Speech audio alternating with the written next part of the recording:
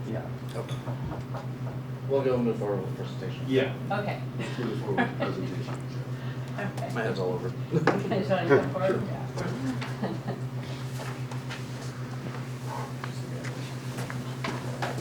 Good afternoon. Good afternoon. I'm Chris Dunn, the founder and CEO of Covered Six.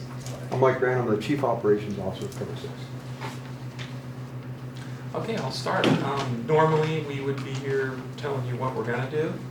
And in this case, ironically, we can say what we've been doing. So really an update and then an opportunity for you to get to know us and ask us some hard questions, because there should be some questions as to what you're doing.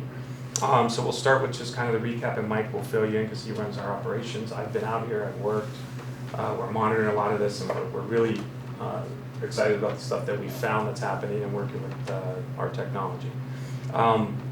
Unfortunately, having to drive around and see the stories, as you all know, has been very difficult. And when we first hit the ground, there's just a lot of people that were venting and dealing with kind of their own problems in their own universe of their properties and what they're dealing with their insurance, and as you know, difficult.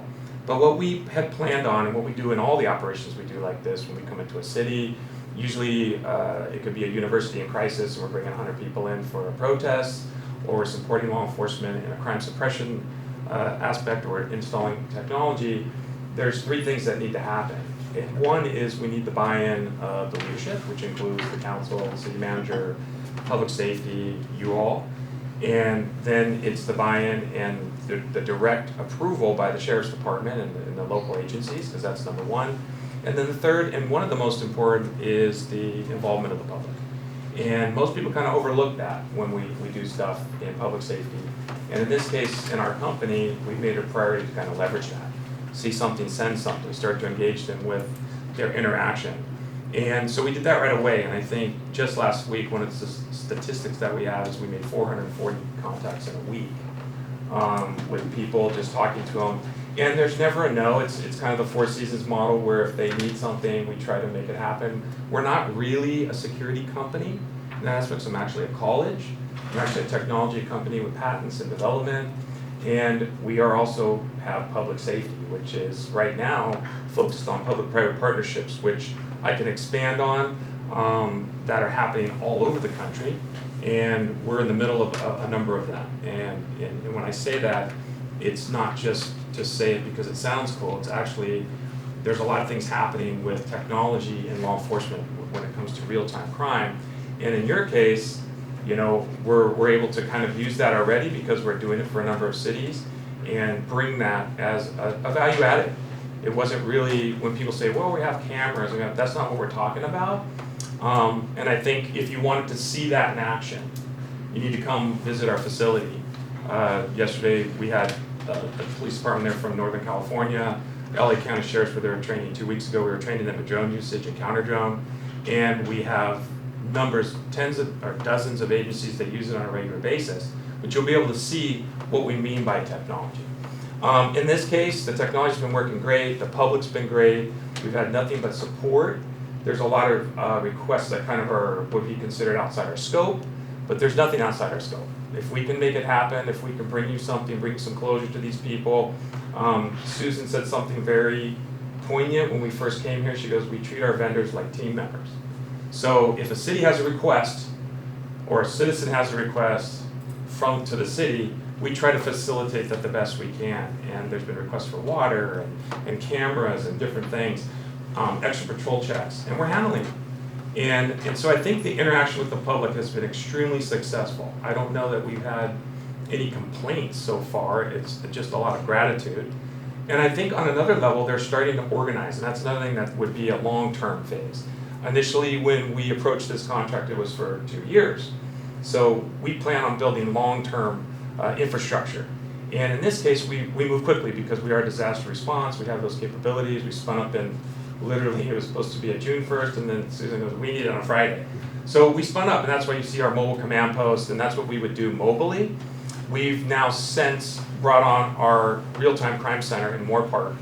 We're monitoring everything. And an example of that is yesterday, I was really proud because our LPRs that we deployed on the canyon, on Big Rock, hit a LPR hit on a plate that we had chased out for looting prior to, and we had entered in our person of interest, and we got the alert.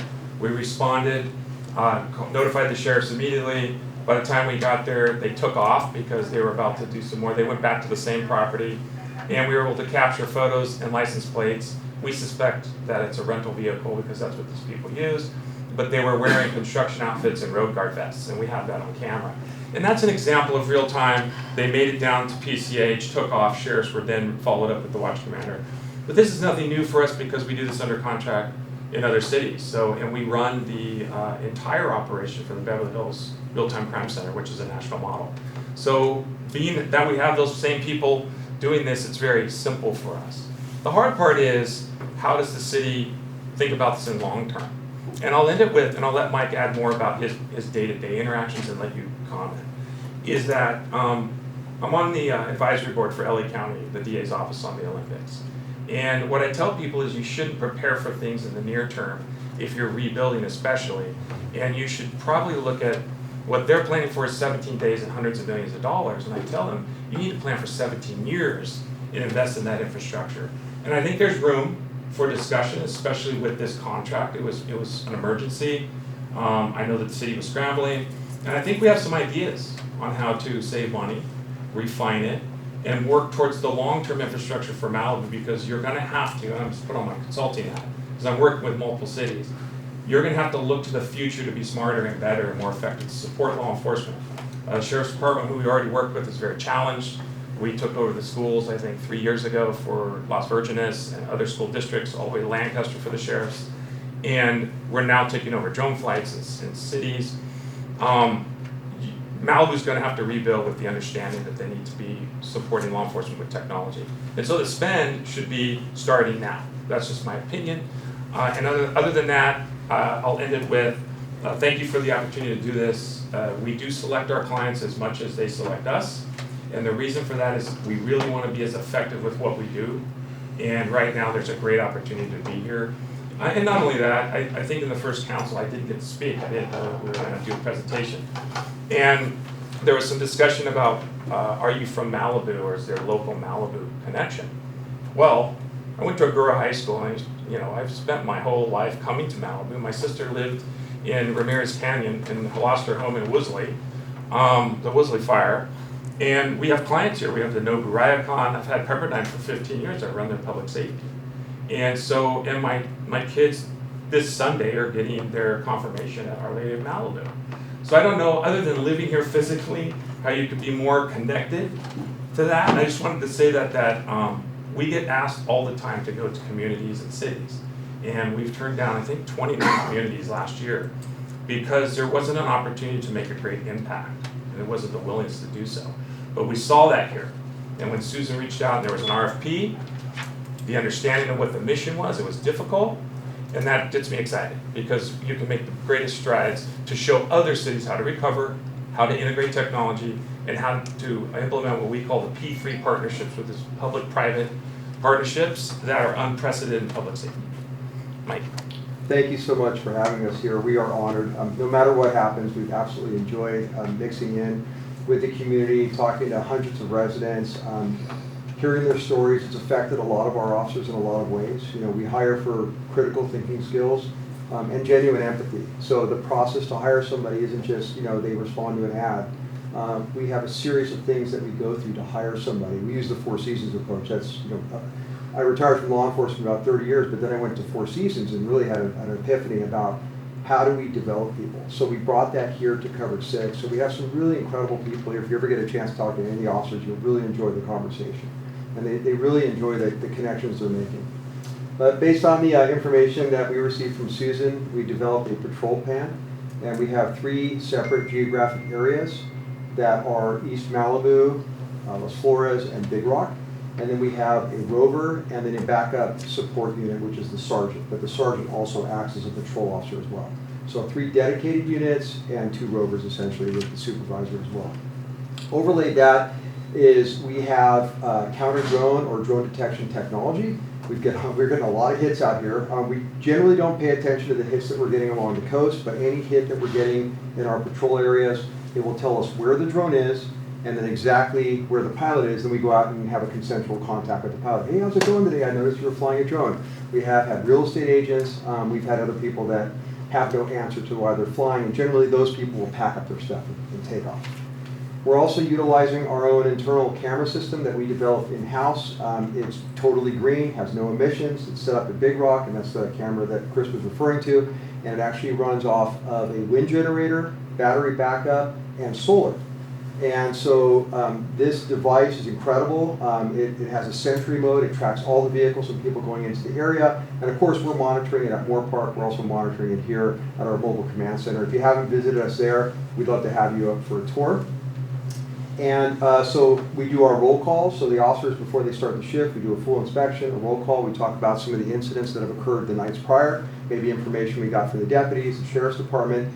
And also we're getting a lot of tips from the citizens that also what Chris was referring to. We actually hand out a card that has a QR code on it. And the resident can then send us information. They can also call me directly, or they can call our watch commander's duty phone that's 24/7. So we've responded to hundreds of requests for residential house checks, and that what we're building now, and we have a system that we can show you. It's a mapping system, and we're able to formulate or populate on that map every single location where a resident has requested us to come by periodically to check. And so the officers know exactly where to go, who to speak to, and they start to get to know the area. And inherently, if an officer works an area long enough and they're diligent and proactive, they're going to start to know people on a first-name basis. They're going to know, hey, that gate is open. It's not supposed to be open. They can call the resident, and that's the relationship building we're talking about. So, over a period of time, with significant patrol patterns, they're developing these relationships. Can I add something about the drones before I forget, in case we're not here, and I don't get to talk to you again? You should have a drone ordinance, and we've helped cities develop those recently, and the reason is, it's not that all your drones are bad. We found that most of them are realtors or construction doing surveys. If you don't have an ordinance that's enforceable, if it is nefarious, we know that the South American gangs use the drones because we've intercepted them. And you can't then have enforcement then go there and have a lever or law enforcement to kind of seize it or look through the vehicle or have some more information that they can build an investigation on. So I would consider getting a drone ordinance. Most of the cities have them. It's selective enforcement. It'd be up to Russo to say, hey, it's a kid who's flying his dad's drone, or it's a nefarious person. But you'd be surprised how many alerts we're getting. We're getting them on the boats. We're getting them on the cans. I spoke to Russo about this, and I think there's an opportunity right there.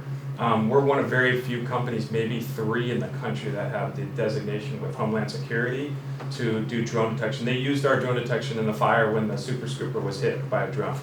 So it's already active, and we have a way to build that for the city at no cost. And I think it would be great if you guys came up with an ordinance. I don't want to say revenue, I'm not in that business, but cities do like to hear that you can write tickets for it. And you can also increase your public safety and awareness. Paparazzi, some of the places we have it, like we have it in the Hollywood Bowl, it's dangerous there for flight restrictions. But right now, in areas that are high profile, we've been able to eliminate all drone activity by the paparazzi and the Chileans gangs. And lastly, we are flying a drone periodically as well for drone patrol. We have 107 licensed pilots. In fact, our head pilot also flies for law enforcement, does search warrants with them and so forth. So all the pilots are licensed, and we have drone tracking technology which tells us exactly where the camera or gimbal is pointing at all times. If there's any question about privacy, we can show people that this is exactly where the gimbal is pointing. Okay, thank you. Sure. Public comment or questions? Public comment first. All right. So hang on, because I think there are some questions. But for right now, we've got 3 speakers on this agenda item. So first is Scott. Yeah, you just. Thank you so much.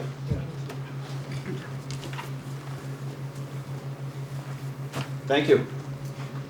Jump right into it? Yeah. I'm Scott Wagon, with Gate Security, and I'm coming to you because I wanted to share with you my disappointment in how this whole process unraveled. The RFQ, which requested qualifications of companies that could provide patrol services, was whittled down, and by the members of Susan's staff there, arbitrarily, our company, which has been operating up here for over 20 years, seemed to not make that final cut. Much of what you've heard here just a moment ago is things that we've been doing up here for 20 years. We We've got a monitoring station. We've got drones. We've got all the cars. We were here operating before the Friday request date.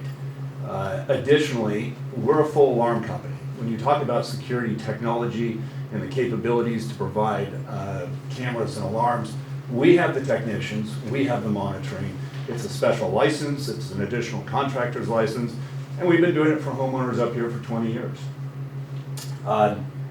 In regards to something I think that this board needs to consider, you've been asked to evaluate the sustainability of this security posture the city has taken on. Private security represents the interest of its client. If the city is the client, then the city's interests are simply at bear. We are out here to try and get property owners to sign up for our service. This is what we do, and that's the strength of our service. When we have a property owner that contracts with our service, that means we can represent their interests, and that means we can take action to protect their property from squatters, burglars, and vandals. We've dealt with this, we're dealing with this now in Malibu from previous fires, and it's something that a security company that's simply contracted by the city can't do because they don't have a contract with the individual homeowner. So when we talk about fiscal sustainability for the city, my proposal would be to find a company that's already operating in this area, already has the capabilities and the running history to actually transition what you think is a city responsibility to the property owners who are responsible for protecting their property.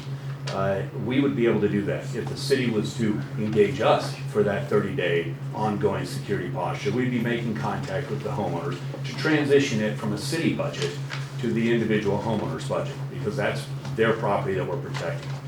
I think that when you consider companies, we're competent companies. I'm not going to say anything about the others. I'm going to say ours are capable of doing the same thing. We have drones. We have drone FAA licensed drone operators. We monitor cameras. We use artificial intelligence. We use more technology in our cars because we have iPads in our cars. We have databases in our cars. We're able to run our dispatching through our iPads. We have a digitally encrypted radio system that's comparable to LA County Sheriff's. We are able to monitor LA County Sheriff's and LA County Fire. And we were doing so when the fire hit. We monitor LAPD. We have cars in the Palisades and cars in Malibu already. So we're not having to reinvent the wheel here. We're already here. We've been here. And we've been servicing Malibu City for many years, providing help when they had Chumash days and they were creating traffic jams on PCH. And we were able to take over that private security and get the traffic out of the concern of the CHP. We were here during the Woolsey fire. We were here during Malibu Navy days when they needed security afloat. We put armed officers out on a boat. So we have the capacity to help you out, make this fiscally sustainable, and I think that you should really consider whether or not our security services can really help you in the long term. All right, thank you, Scott. Next up is Ann. Hi. So I was reading the original RFQ, which Come up to the microphone, please. I was reading the city's original request for quote, and one of them was that they were going to respond to services outside of necessarily the burn area, which would focus on community behavior, traffic controls, parking. So what, we have armed I have to see what you're looking at. I don't know. It was your RFQ. I know, Your if I could read it. Oh, like, sure. I don't have it in front of me, so. So the concern I have is, are we dealing now with armed security guards and folk that will be used for traffic enforcement, community behavior? And the question I now have is, will you be using these people for armed code enforcement? No. Okay, the other thing is, have the company you have now, were they in attendance at a function, movie night here Friday? That's Covered what I know. six. They weren't contracted to do that, So so did I'm not covered really six sure. do it? Your Covered question six- is this, I'm not even sure what Okay, you're so saying. covered that's wrong. six did it on their own because they were just volunteering. So they weren't not directed? I don't know what you're talking about, so I don't know. What's your I don't understand your question myself. My question is, they're supposed to be patrolling the hills. Okay. What were they doing at City Hall on Friday movie night? Well, their They command have post a is up command here. post right up Yeah. here. Crowd management. So as I understand it, they were controlling people bringing in food into the auditorium council chambers and checking in people. I I don't know don't which- believe I don't- so. Cover 6, would you like to speak? Yeah, sure. I- Don't know anything about it. Well, that's not our mission. That didn't happen, right? I don't know. If they were using the restroom or they were in the hall, we'd come in. So they never checked in everybody? Say Friday night. No, Well, what was movie night? unless someone from the city asked us to do something, we wouldn't. Wouldn't anybody remember when somebody in the city asked? Friday night? We don't know. Yeah. I don't know, was it Friday night? When it was movie night? Okay, thank you. Next speaker is Ryan Embry. Yeah, a couple questions. I didn't come here to talk about movie night. I was actually here in this room, the movie night. Yeah, there was cover 6 in uniform, and the guy standing right there, and checked me in at the front desk. It's all on camera. There's like 20 cameras in this building. So anyway, I don't know what that was all about. But I wanted to speak that this is kind of devolved into a after-the-fact sales pitch. That you do have an initial contractor that was awarded a contract on very, well, the contract, the revised contract 2.0, whatever you call it, is an emergency contract. It's not a competitively bid process where you go out for notice, inviting bids, you have a specified scope of work. It was a request for qualifications. It's just like, give us all the menus of all the restaurants in Malibu and we just want to read them.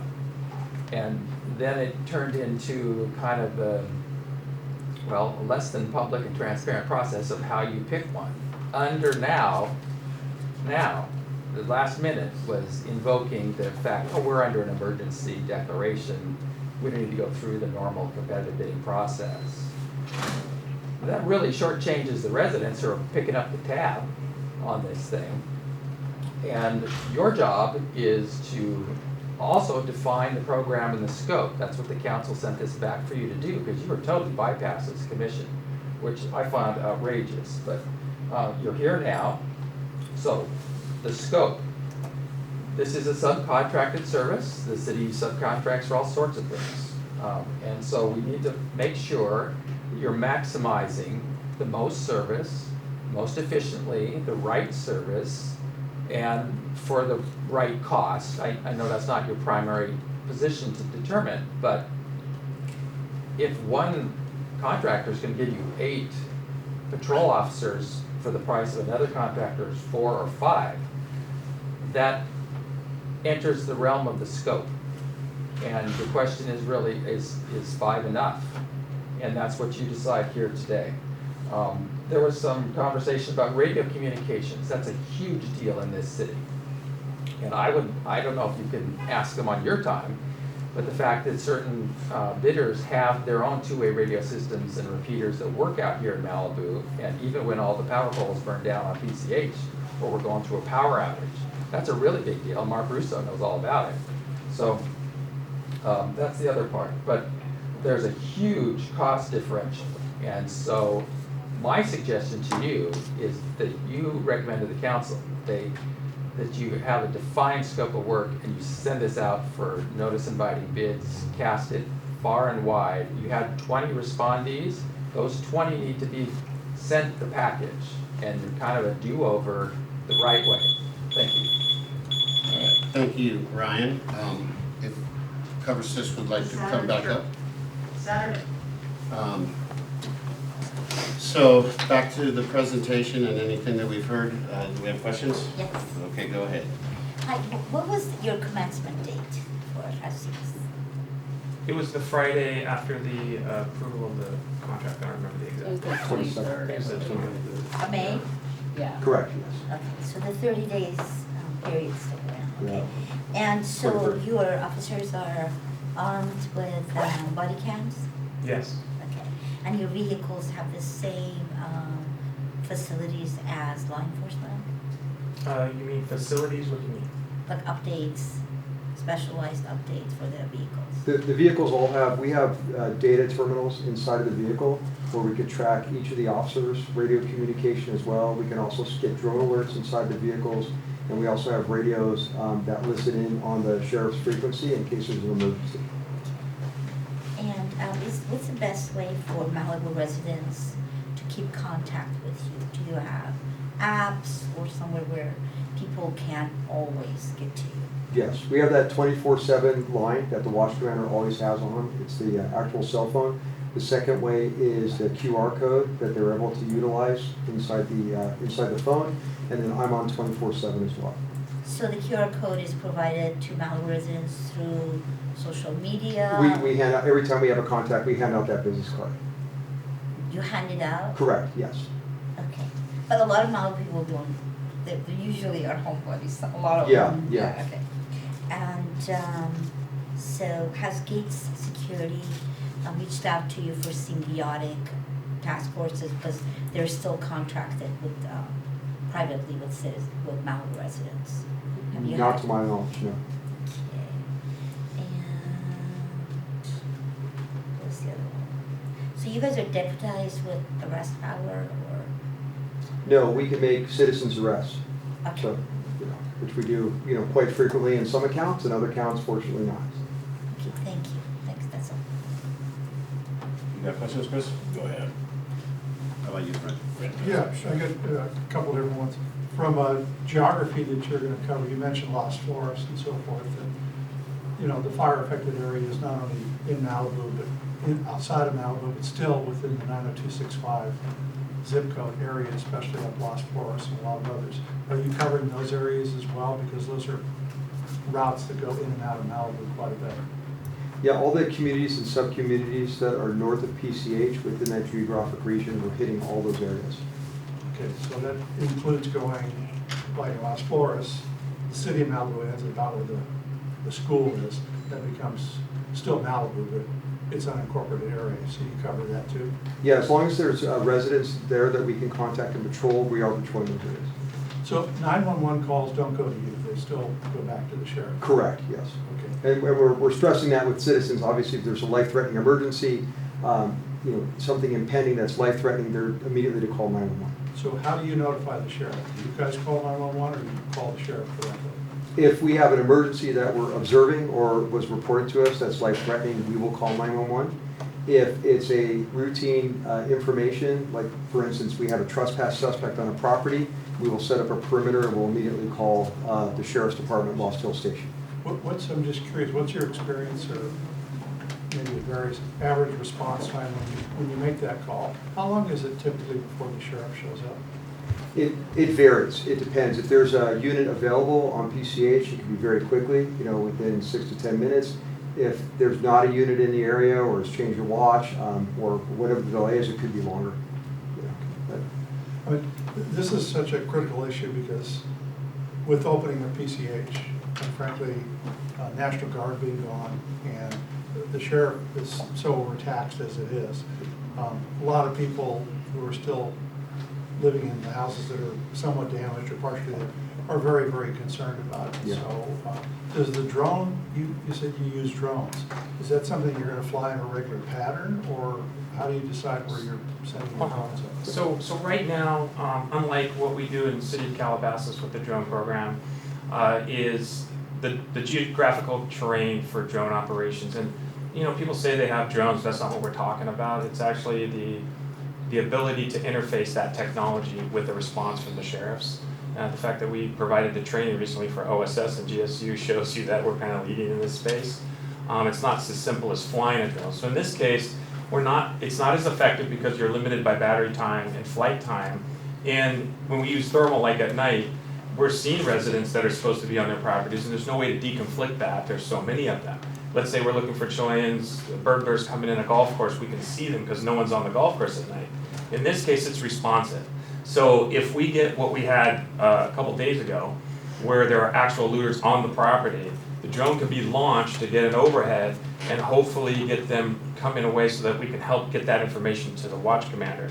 We work with Lost Hills in other cities, and so the watch commander knows who we are, and so we're used to following vehicles, getting them on target. We kind of know how that works, so there's never been a delay, and I would say in your case, because you've ramped up your law enforcement on PCH, the response has actually been really well. if you go to other cities right now where the sheriffs need bodies, they've been, tasked with a lot bigger area.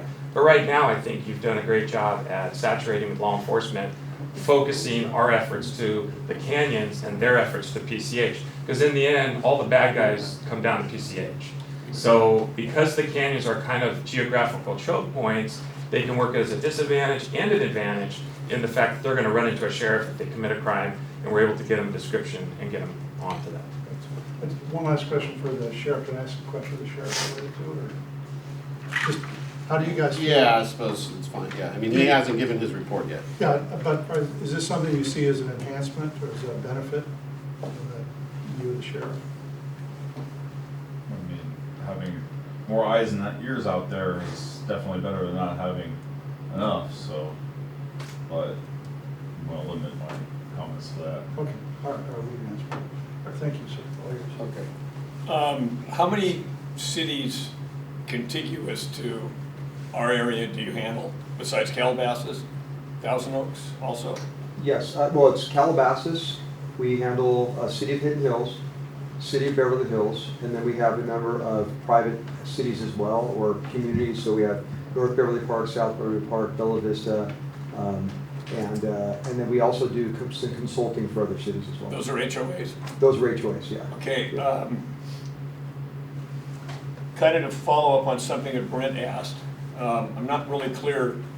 So you're hired to take care of the city of Malibu, which is 90265, but 90265 in Malibu is unincorporated as well.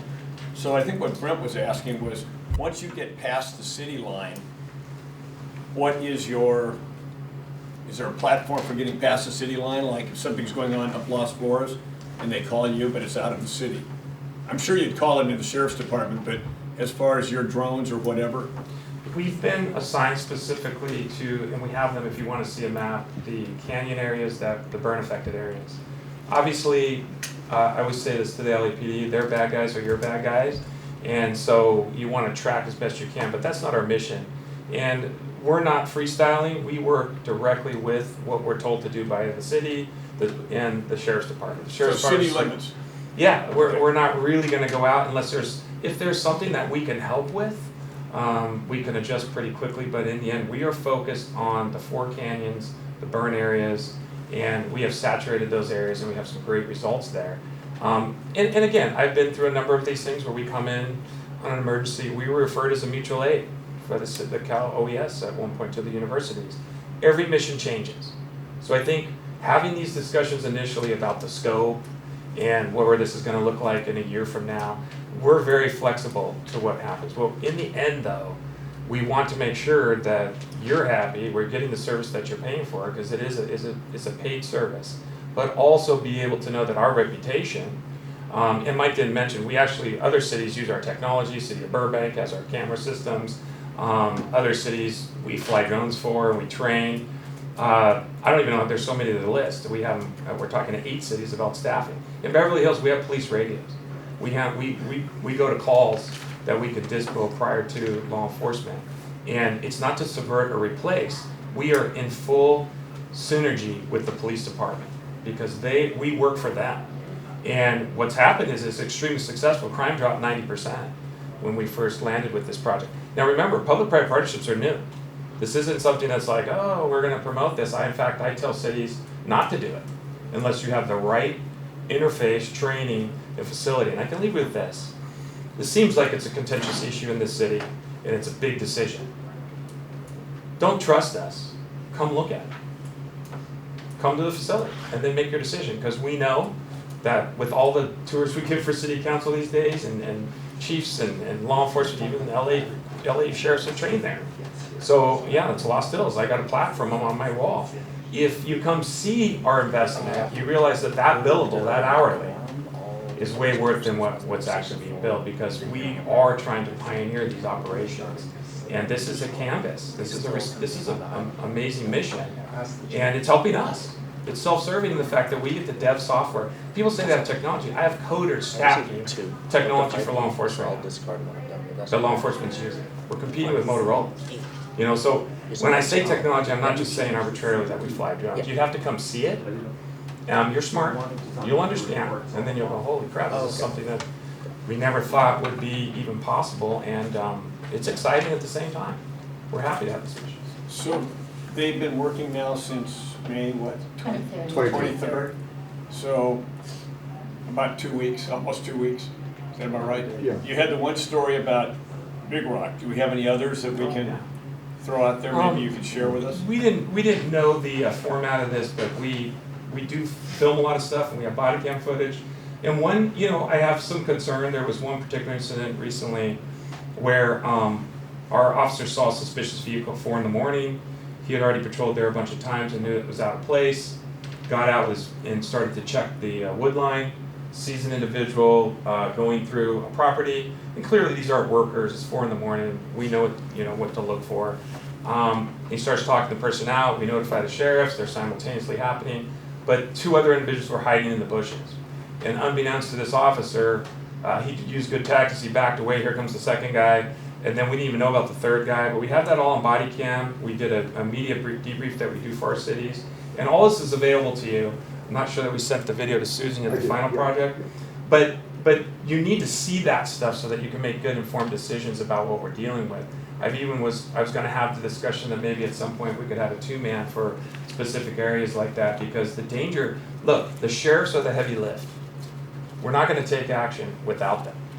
But the problem is, till they get there, we're talking about minutes. We're not talking about 10 minutes to get them up there. This was a dangerous situation. It's unknown. These guys are emerging from the bush. They're hiding. In my opinion, they appeared to fit the profile of some South American gangs as we arrest them, and we work with agencies. I do training on that because we're the only ones who actually arrested them outside of the law enforcement. And so it was clearly a dangerous situation, but that's something I wanted to discuss with Susan and the team, is that we're going to adjust tactics, because you don't know what's going on out there. We don't know. We just got there 2 weeks ago. But what I can tell you is we have a bunch of stories. There's success stories of people who were, and I don't know what to call it. Trespassing is a light term to me when someone comes to a victim of a disaster and starts going through their stuff. It's more like looting, in my opinion. But whatever you want to call it, looting, trespassing, unauthorized theft, metal, which is a lot of their excuses were lost. We've had 40 contacts just last week. And their plates and their IDs are entered into our system, which will then give us BOLO hits. In real time, it's called agentics, and it's not actually AI. There's no such thing, but it's actually agentics, and it's the ability for like a flock system. We have our own, and supposedly we're getting permission to use flock because we deconflict that as well. That's up in one of the communities. It's a great resource. So those were all in Malibu that you're talking about? Only in those 4 canyons. Okay. I think those Susan has those reports. If you'd like us to recap them, we can provide you the last 2 weeks. At some point. The videos? Yeah. Yeah. Okay, cool. All right, I'm good. All right, so I have a question. So can you walk me through the process as I pull off a PCH and go up to Big Rock? Sure. If the vehicle comes into that area, it's picked up on the camera. If a BOLO or be on the lookout has already been entered based on that vehicle, then we will start gravitating towards that vehicle and hopefully establish a consensual contact, or at least observe the vehicle to see what the occupant's doing. If it hasn't been entered in the system and it's just driving up there and the officer happens to see it, or somebody who's observing the camera sees something that's suspicious about it, perhaps the plate is removed, maybe it has tinted out windows, it doesn't fit the profile of the area, then we will observe it and start to see what the actions and activities are. So do you have an officer in Big Rock 24/7, or they just are around, or you rely on the cameras? Well, no, what we did is we broke the area up into geographic areas. So Lincoln 3 is the unit. A Lincoln unit in law enforcement is essentially a 1-officer unit. Adam unit is a 2-officer unit. But Lincoln 3 is assigned to that area. Lincoln 2 is the central car, pretty much handling Los Flores, and Lincoln 1 is handling kind of like the western region of the area. And of course you have the 2 rovers And as so well. there's somebody in Big Rock patrolling all the time, or is it? Most of the time, yes, that officer's going to be there. Okay. If the officer's going to go on break, one of the rovers or the supervisor will take over that position. Okay, and then all the, you guys are building a database of whoever's going in and out of these neighborhoods then? So the way that works is, and there's a big misunderstanding about how LPR, and even in law enforcement right now, about what technologies are doing what. There's 3 buckets. predictive, reactive, and investigative. Right now, we're in a reactive mode, and there's been no investigations unless the sheriffs will request information, and we can work with the detective. The prediction is what agentics are going to be with AI. It's coming right now. When people say AI, there is no AI. It's LLM. It's called AI, but it's really needs human involvement. And what we're doing is, I know there's been some requests or concerns that maybe we could use technology. Absolutely, but here's the issue. So we're reading every plate that's coming up Big Rock for the most part, 99% of them. But how do we know they're bad people? Everyone goes, oh, we got all your plates. So the reason Flock is great in most cases is that they have a database across the country, and it's been entered by law enforcement. It's deconflicted. Now the Flock cameras that they have in Big Rock are not being monitored and deconflicted, so their data is going almost to nowhere. And so unless there's like a murder hit, someone can call the Lost Hills Sheriffs, it's not being directed. In our case, we're entering those people. Let's say we have a suspicious incident at a site and we think that they're doing metal theft. We can take pictures of the car, pictures of the person, and pictures of the plate. And all of those three things, even if they're walking up, we've had some homeless, unhoused people, we take their picture, we know when they're coming back. So we go, hey, you're back, but we told you you're not supposed to be up in the burn areas right now, and we're trying to discourage that. And it works because in the end, those agentics are actually keeping us on alert 24/7. What we don't have is in every canyon. That was never part of the thing. We're using our mobile systems. And I actually talked to a lieutenant at Lost Hills about maybe getting some more cameras over there. Because I actually would like that the sheriffs are also monitoring and they could deconflict. But in the case of that win yesterday, it was because we had already contacted them for going through property. They took off and they were high rate of speed out onto PCH. Well, because we had that plate, we got the alert as they were coming back. And we were able to get on them and the sheriffs followed them out. And that's really a win. And that is what you're talking about, is maximizing what you're doing. Is if you have one unit, he's on lunch, or they're up in the canyons, or they're dealing with the backup somewhere, you don't have that presence. So I really think at some point, if you were to adjust anything, you would get educated on how to use true technology and how it's being used in law enforcement. And if you'd like, I'd arrange for you to come to the Beverly Hills, which is got 4,000 cameras, and they're leading the country.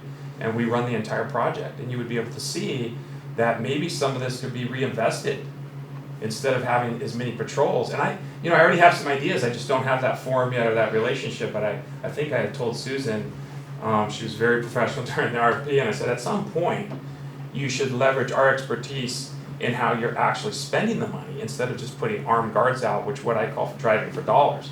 Even though that works to some degree, it's not a modern, intelligent model. We're not doing that as much.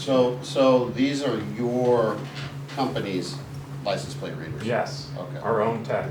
Okay. And because if you had to buy Flock for that street, you're spending millions more dollars in the technology that comes for free now. And that's my big thing, is I'm educating law enforcement on how to kind of disrupt traditional software models. I don't know if you guys are businessmen in software. The issue with cities and law enforcement is everyone thinks they're rich. And right now, they just don't have the budgets. That's why we're standing here, is there's a contention about this budget. And the sheriffs know this. They don't have the support. They're still trying to get their real-time crime center going. And, budgets are hard in California. So for me, it's like you have to let the private sector, you have to get more for that billable. And that's what we're doing, because you got it with us. Just luckily I'm in that. Okay. How many cameras do you actually have out? Right now, we have one trailer that has 4 cameras on it. That second unit that's up there, the reason we did deploy it is in the initial week, we had so many people we didn't know sneaking up on us that we left the camera there to protect us, because we actually had visitors that we didn't even know. You're talking about right here. Yeah, so I gave the directive yesterday to deploy that to Las Flores.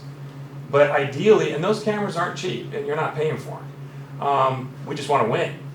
But how many do you have actually right now working in Malibu? There's 4 on Big Rock, because that was what we felt was the easiest place to test this out. That Las Flores will then have that same ability, but in my opinion, you should have one every canyon, because then we can use hopefully the sheriff's gets one. I'm talking to them about it, and they can actually leverage it themselves and start to get the hits. And that would be everyone. It's a win for everybody. Why, just out of curiosity, why would Big Rock require 4 when it's 1 in, No, 1 it's, out? it's one unit, so each device does something. So Oh, Okay, yeah, I okay, see thank that. you. One yeah, trailer for, they- yeah. 4 cameras on one trailer, and here's Got what it. they do. Yeah. One is dedicated to LPR, which is license plate reader. Right. One is dedicated to this way of the street and this way of the street. That's 3. The 4th one is amazing, and we have an amazing photo to show you of a guy skateboarding and blocking a car. They do the canyon runs. You saw that one, Sue. I think we sent it to Susan. That found it on its own. That's what's called sentry mode. It's using what people call AI, but it's really just LLM, to search for anomalies and take pictures of people walking. It's actually helped us identify and re-identify unhoused people coming up and repeat offenders. So that's what's on a tech trailer. There's a lot that goes into that because we have connectivity issues. We use a combination of LTE and Starlink. We're the first to put Starlink actually on TurboNets. I get technical, but we're talking tech. These are state of the art. They're the best, I think, in the business. I can give you more examples offline of why. And they were specifically built for agencies for real-time crime. So you have two of those trailers? 2, the second one will be at Las Flores tomorrow. Okay. But Do you have the again, capacity to put more out if of you need course, to? but I would think that you would reevaluate based on a more in-depth education about what to do, and then you could put out cameras to offset the billable of the bodies. Because in my opinion, again, armed guards, armed people driving around is as good as it can be. And we're in an era of tech. And so I think the combination in the hybrid is the most effective. But in the interim, it's hard to do. It's a spend that people don't understand. And most people don't even have the mobile capability to put up a trailer like that. I know because I build them. And so I think there's more discussions about this, but not within 2 weeks, 3 weeks. It's going to be down the road. It's like, how do you refine? How do you spend the money better? I might even make a recommendation to reduce the people driving around and rely more on tech. And I know the sheriffs are directly doing this because, and they could use it themselves. And we might be able to help them get something up and running. Take that lift. So what's the exact location, and what is the technical term with those trailers with? Mobile camera systems. Because it's the Mobile one like surveillance. in Beverly, it's on Olympic and Lapeer, is that the one you're talking about? We've had It looks some- like one of those, it looks like one of those food robots with a long stem Long that has pole, cameras. yeah, So that's windmill. yours? We have some in Beverly Hills. I don't know if that particular one is ours, but yeah. Because what's the location of the one in Big Rock, cross street? It's and- just literally right up from Toward the PCH. It's in the Oh, rural at area. the There's no entrance. address. It's on the dirt shoulder. It's on the dirt shoulder. Okay, that's where it is. And we're worried, the other thing is we had to initially spend a week finding placement because we don't want them to get hit and cause another issue. And so we've been asking permission from certain people that we thought was adjacent to city property. This is a refinement process, but we know a spot right now for Las Flores.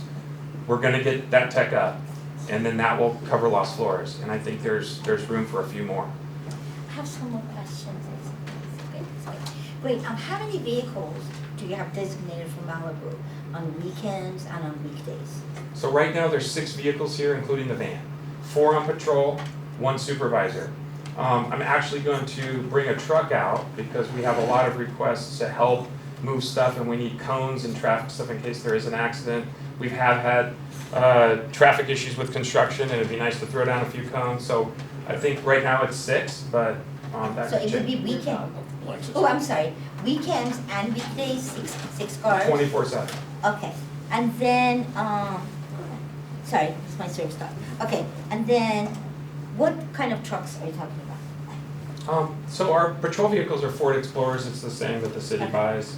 And our van is a Mercedes CP van that it's been retrofitted. And then a truck is a Ford Ranger. We use mostly Fords. Okay, and within the first 30 days, that has to be examined, for, us and everyone else, would you be able to provide weekly incident reports and statistics for us? I think I mean- initially, go ahead, Mike. I was doing, daily, and then we just switched to weekly. Okay, that's wonderful. And what is your protocol for dealing with privately hired security companies? That's a good question, actually, and it's also a kind of another layer to this. The more partners we can have, the better. And remember, like the sergeant said, it's the more eyes, the better. And so in many cases, we work with, train, and support other security companies for the same mission. So it depends on like, in another city, there's multiple agencies, we meet with them, and a lot of times it's at a commission meeting, we'll come together and we'll talk about how we're all gonna communicate, we're gonna share information. And in many cases, like when we were in the Palisades fire, we worked with a number of security companies to counter looting in Brentwood and the Manville area, the Palisades. And that communication is great because, again, I train multiple security companies. I train all the bigs. And so we get along with everybody. Whoever reaches out, we're like, hey, if the city wants this done, let's do it. But in the end, right now, the biggest coordination is between the sheriffs, the city, us to try to get this up. And we're always open to having them work with anybody. Okay, and you said you have license plate readers on that camera, which you call trailer camera, right? Yeah. Okay, so, and in your cars, do you have a way to run license plates? No. So the way that it works is in our system, we can get a hit that's created by us. There are some significant differences between law enforcement and the private sector. While in Beverly Hills, our officers are certified to run CLETs and NICS and stuff, we actually take the courses to be background. This particular patrol deployment, we rely on the sheriffs to deconflict the plate. If they take it and they go, great, no hits, we're gonna follow up on it, we're done. They're the heavy lift again. For us, we're collecting data on kind of that lower level where it might not even rise to where the sheriffs need to be called. They got things to do. We're good at going, hey, this is just some people that were sitting in a vehicle, and we're getting this a lot. We got this in the Palisades fire. The number one excuse is we're lost. Well, you're lost with your lights shut off and you're sitting on the side of the road. So we're able to log those people as suspicious. They don't rise to the level of crime. But what makes them even more suspicious is when they return at another time and they're there again, and that's where we're creating those patterns. But no, law enforcement's the only one that can run registration and run for wants or warrants. So we rely on them to do that. So your license plate readers basically is just based off of your data? Yes. So if you see a repeat person or you see somebody that did Yes. something, then you're picking up on them again? Okay. Yes, unless we get permission from Big Rock HOA, who has Flock, which is integrated with the sheriffs. Okay. We can deconflict that API and make it all work, and we're working on that. The HOA owner said, if this continues, they'll give us permission, the sheriffs will then get the alert first. But either way, we call them simultaneously. If we're dispatched, they're dispatched. It's up to them to determine whether they have the ability to respond and how they respond. And what percentage of your, do you have one question? Go ahead. No? Go ahead. No. What percentage of your officers have law enforcement? It varies. I actually don't know the exact percent, but all of us, or most of us, are either military, law enforcement, some civilians. The nice thing is I'm an academy. I'm the national standard for public safety with the Department of Labor, and we get veterans directly off the basis. So that school part of it is some of these people that are out here are phenomenal. They end up in law enforcement or they're ex-law enforcement. We don't really rely on so much of that because a lot of times law enforcement is too expensive. And so again, we want to develop that talent with our school. That's why I'm going to call it. Okay, I would be interested in that just for Should come see it. information. And Yeah. finally, my last question was, let's see, can't remember. So go ahead, I can't remember that. Mr. No? Soderman, Oh, okay, so, I wanna oh, ask Sergeant over there, is the HOA flock camera at Big Rock, is that tied into your system at Lost Hills? Is that one of the ones that's tied in? You were asking for HOAs to tie their cameras in over the last year or so. Do you know if that one is? It is, yes. It is. Do you know how many are tied in Malibu, just roughly? I don't have the exact number on the top of my head. The Big Rock one is. It is one of them? Yes. Okay. All right. And the reason though that the law enforcement will enter a stolen vehicle and there's a hit and they're gonna come and do their job. That's what they do, go up the drive. What we're doing is that gap. No one would have known that vehicle that was stealing metal or looting, whatever you wanna call it the other day, and those suspects were actually committing a crime if we weren't out there. We entered them. And that's what our mission is right now. It's not to go after stolen vehicles and burglars and whatever. If the burglary is occurring, we coordinate the information to the sheriff and pass it off. But the intelligence of who is doing what, we were even told that unhoused, a lot of our complaints are the unhoused. They're literally hanging out on the property repeatedly. So we're tracking them all. And we're not like jacking them up and like saying, you gotta get out of here. we're developing relationships when possible, and we're tracking their movement if they come back. Not down onto PCH, it's your city, sheriff's job. We're tracking them as they come back and start to do the very thing that the homeowner's mad about, trespassing and looking through their properties. So you're keeping a long eye on it until law enforcement shows up? Of course, the best we can, and that's where the drone comes in. We don't have a law enforcement arrest yet, but it's inevitable because we do those everywhere else. Okay, I'm good. And what procedures and processes do you have in place to let every single resident in Malibu know your phone number and So QR code? what we did initially was part of our internal directive, and what we do in other deployments like this was to contact everyone that was moving. So if they're out in their house, we stop, we talk, and give them the card and make them aware of this program. I think at this point, if we had 440 last week, we're probably in the thousands if we go back into the reports. They're also only in the burn zone, right? Yes, only in the burn So zone. they're not all Malibu, they're You're just the right, burn that's zone. true, you're right. If perhaps this expanded, we could expand that capability as well. I think the QR code is the That's a nice main feature. deal there. Yeah. Okay, thank you for that. Thank you. And I think, wait, so this was a different item, right? 5A. This is 5A. Okay, so then we need to deal with 5A, then we'll go back to 5C? Yes. Okay, okay. I would like to see a picture. I would like to see a picture of your camera later on. Sure, absolutely. Okay, so, we need to make a recommendation to the city council about this, this private security for the fire impacted neighborhoods, correct? Only for fire impacted neighborhoods. Just, yeah, because that was a proposal, and your recommendation can be everything from when it expires, that's it. It could be to recommend to extend it through Labor Day, it could be to recommend it for a year or two, it could be to change the service level, or how the, I mean, Okay. pretty much anything about it. So we can discuss among ourselves still, right?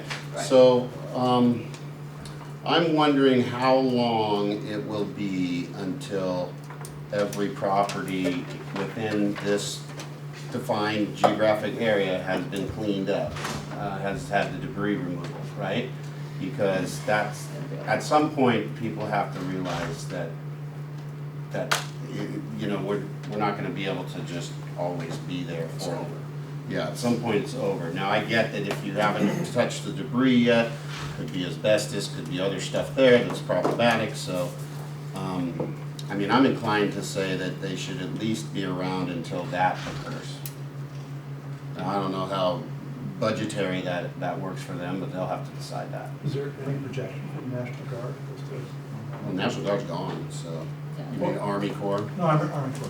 I think it really depends on whether you're opt-in, opt-out. Well, you know, the private people have a deadline, I think, the end of June, to have all their stuff cleared, so it's. Phase 2, you're talking about phase 2? Yeah, I mean, that's where, I guess, there's still an opportunity where people have valuables that matter to them, that they can, you know, and maybe they haven't had a chance to come back there, or maybe it's too traumatic for them to get back there, or maybe they're waiting for the Army Corps engineers to come through, or whoever's clearing to come through, and that they can be there to, you know, have closure and maybe find something. So, and I think that it's a violation of, you know, they feel violated if somebody is going through their stuff before that happens.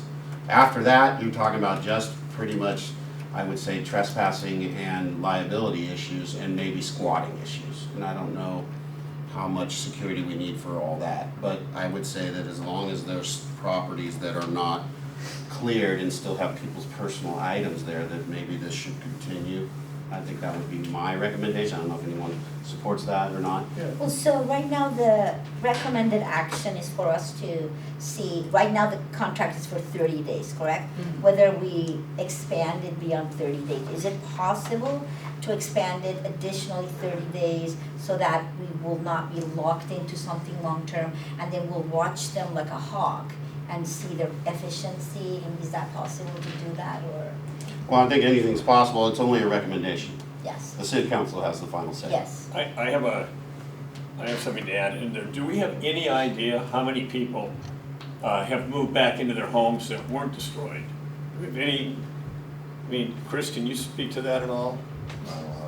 Because I think that covered 6, part of, I mean, it's not only the stuff that hasn't been cleared that, as you say, people would feel violated, it's also people that haven't been able to move back in because maybe their house is Correct. smoked out. Correct. Those are probably a bigger issue because we know that there's stuff inside those houses that somebody would go after more so than they're gonna go after, you know, copper or whatever. I think that's a bigger threat, and I don't think we really have any way of determining that.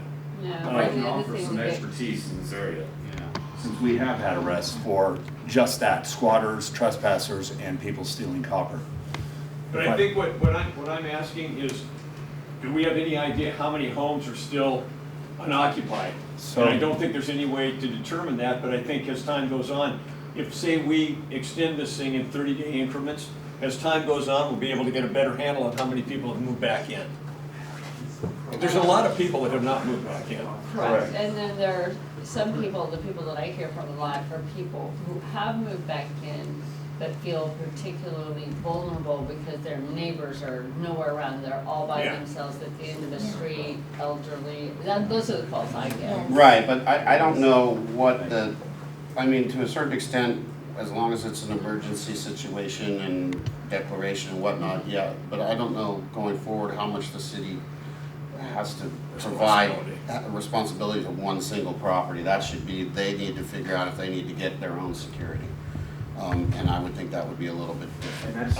I would agree with what Brian's saying, and I think at some point, as people move back in, you're not gonna have big blocks of the neighborhood that are unattended. But I think going forward, that's just gonna have to take place organically, basically.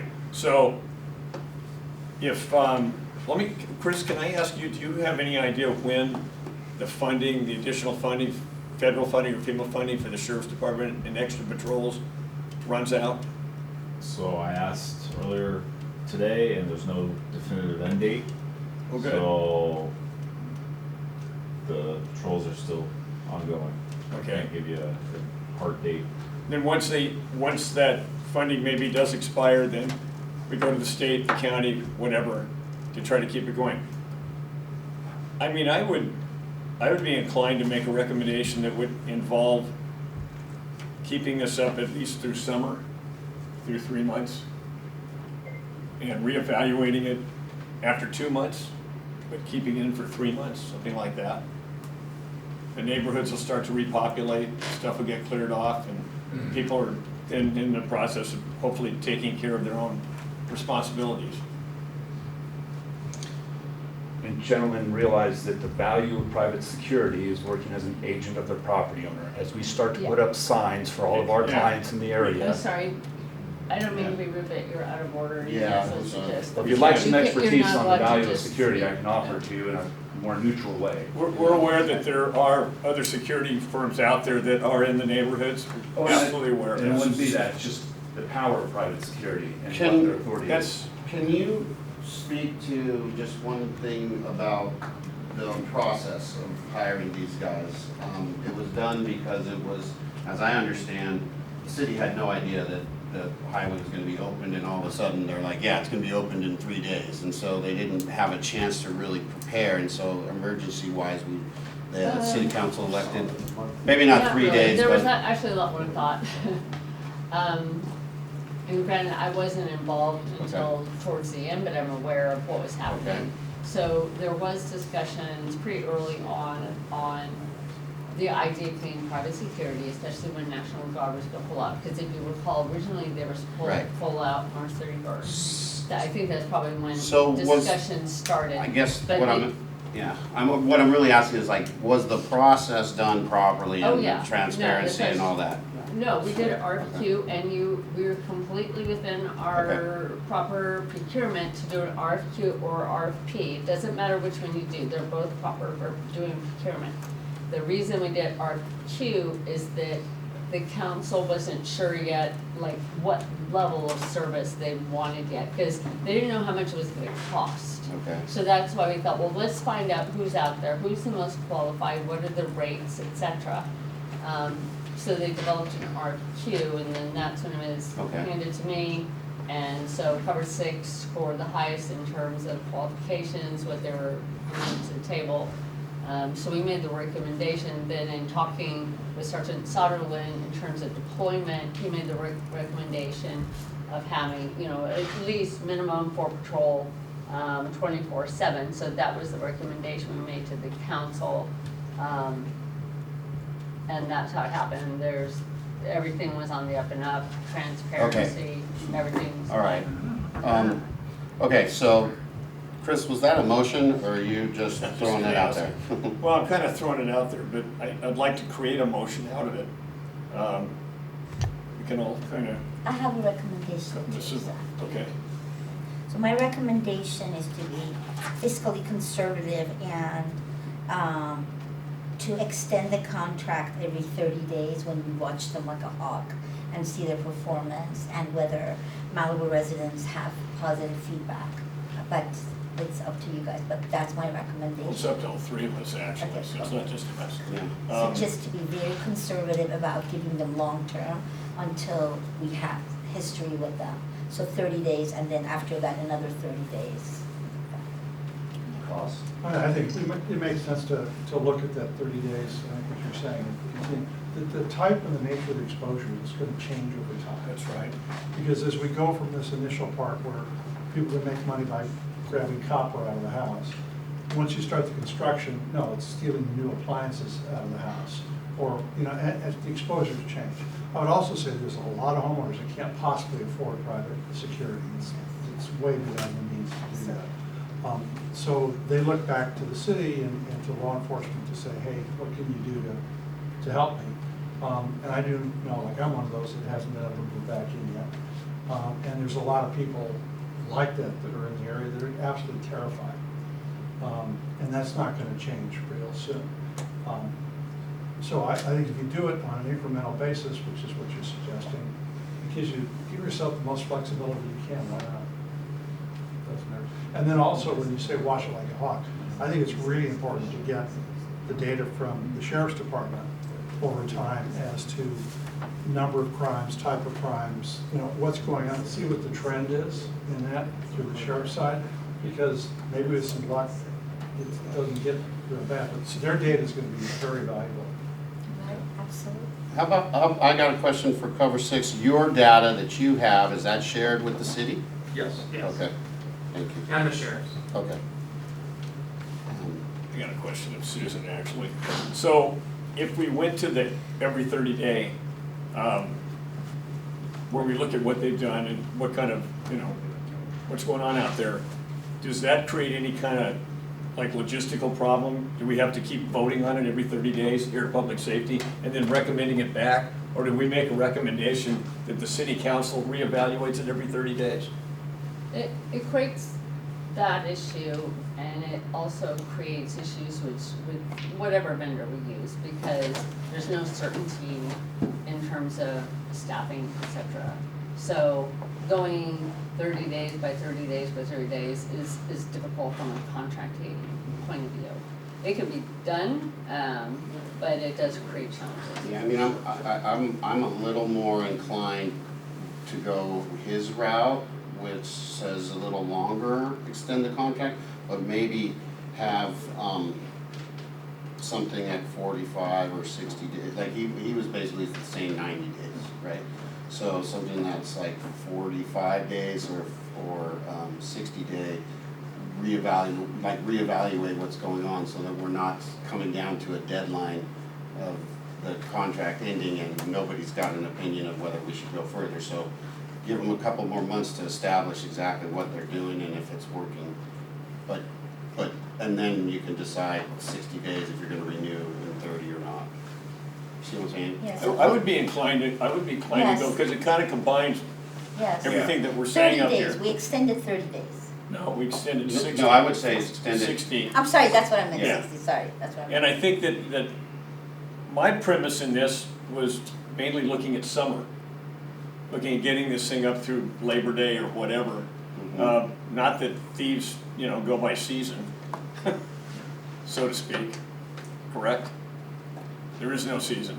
Every day of the year. Yeah, so I'd be inclined to, craft together a motion that, kind of what we just said. Well, so is 60 days. I just said 90, but you think 60 is No, better? whatever, I mean, we can So I discuss said this. 6, I had not, rather than have us go through it every 30 days, I think Okay. one, I can go with through the 90, sun. I'll go with 90. So I would say 90 with a review at 60. And maybe we can add a clause where it's performance-based. Well, yeah, I mean, Yeah. we would, that We would, can well, that cancel would be the the, contract. that would be the, oh. We well, can cancel the It- contract if performance is not up to par. I'm just worried about Malibu residents. Well, what's your standard out clause? What's in the contract now? I think it's 30 days. It's 10 days. 30 days 10 notice. Oh, 10 10 day days? out 10 days clause? notice? 10 days. 10. You want to craft something together with that? You're a crafter. All right, so we recommend, I'll make a motion to recommend a 90-day extension of the contract with a reevaluation at 60 days. Like an evaluation at 60 days, whether we're gonna go beyond the 90. Right? Does that seem workable to you? I mean, again, the council's gonna do their own thing. Right, yeah, and then this also has to be a negotiation with us in cover six. Right. You know, it may or may not work out. Right. And so we may have to take another plan of action. That's right, but I don't think there's enough information to just say, let's do a year. yet. Oh, there isn't. Not Yeah, yet. we need to see performance, You got an out clause? I think you're right. And I would have, I would support that. Okay, Yeah, that's so that's, right. so say, Absolutely. I'll second it. there you go. Yes, that's it. All right. So, Vice Chair, can we have a clarification on the recommendation so we can provide it To recommend an extension of 90 days of the current agreement to be reevaluated after 60 days based on performance and feedback from, Residents. And if it Residents. can't be extended, would you have an alternate recommendation? If it can't be. Yeah, we can, just. at which can't, at what can't be. If we couldn't extend it for 90 days, the current contract, Mhm. because, I mean, we have to talk to covered safe, so we Right, have to okay. discuss that if that's possible. Mhm. And if it's possible, great, if it's not possible, do you have any other thoughts? If we have an out clause. I think, Go Go ahead, no, go I ahead. mean, that seems more like the council's deal than Yeah. ours. Yes. yeah, exactly. Because, I mean, we're not here to negotiate the contract. That's fine. And I mean, I guess maybe we can add to the beginning of the motion that we feel that a outside, So just say a an, secret. an outside security company is a good idea, it's needed, and this is what we suggest with the current one. Or recommend with the Yes, current that one. Actually, I like that wording right off the Yes. front of it. Yes. Yeah. Yeah, just so that they know that we think this is a good idea, that they should make a deal here with a private security He's company. typing frantically. I know, over did you there. catch that? No, can you? But we want to be very I should put vigilant. this into a staff report tomorrow. Yeah. No, read that, can you read that back? So What you have? with the addition of the beginning, the recommendation on the table is you recommend, excuse me.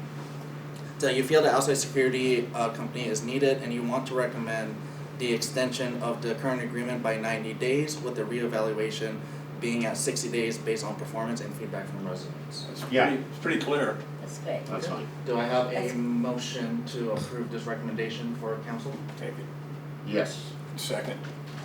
Alright, Vice Chair Merrick is first, second is Commissioner Frost. I will call roll call for a vote. Commissioner Aria, Yes. Commissioner Gibbs, absent. Commissioner Frost, Yes. Vice Chair Merrick. Yes. Chair Spiegel, absent. Vote has passed 3-0 with Commissioner Gibbs and Chair Spiegel absent. It's 3 o'clock. Yeah, but I can't, there's no quorum. Oh, yeah. If I leave, there's no quorum. I just, Right, you can Bathroom ask the break. chair to take a break. 3 o'clock. Chair, can I take a break? How long do you need? Call a break. Is that really a question you want to answer?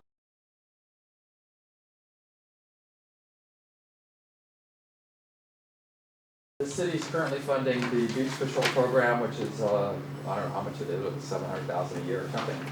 And the revenue from the parking citations from LAS and so forth, which is, the statistics are in here on a 5E, but they also have the 5B. Anyway, the point is, all cities charge for these things, and if you look at this, a huge chunk of this is you don't have a front plate on your vehicle, which it creates a lot of revenue. There's a large parking lot in western Malibu where people can pay to park, and it's a publicly owned parking lot, and there's been histories, car stereos stolen, things like that. So we still pay for our sheriff to enforce the laws in that parking lot, and we deal with the fallout. And if I remember correctly, there's a nexus between the beach and the beach parking lot in a legal sense as far as enforcing things, whether you're on the beach or not on the beach. It's kind of seen as a package. I don't know if maybe Chris elaborate on that, but when enforcing things like the alcohol thing, is you can't just like move your cooler off onto the asphalt and get away with something. But the enforcement of the parking, no front plate or expired registration and so forth, which is the bulk of these tickets, should also be occurring in the publicly available and accessible parking lot. That's where restrooms are. They don't make you pay for parking or something to use the restroom. It's pretty porous. You can walk in there quite easily. So it's my understanding that currently the city's paid LAS company is not enforcing the city's rights to the vehicle efficiencies in that parking lot. That I guess you pay your $7 or $11 or whatever dollars to park in there. If you don't have a front plate, you get away with it. That shouldn't be happening. And so I don't think, that is not a private facility. It's government owned. And we're picking up the tab for the county's beach for all of the expensive overtime rates for the sheriff to do law enforcement function there. And this parking lot's part and parcel of the whole thing. And my understanding is we're hands off on that parking lot. And I think that needs to change. My comments might have been better received under the other agenda item for this. But I don't see any restriction as to why we can't immediately go into doing so. They patrol that lot. Are you talking about Zuma? The Zuma lot, Yeah. or They patrol it. POPs do. But does the LAS company No, but go so in does there? beaches and harbors, they have their own enforcement as well. Correct, the state rangers can write a ticket anywhere in the state. They do. No, but this I get is it. beaches and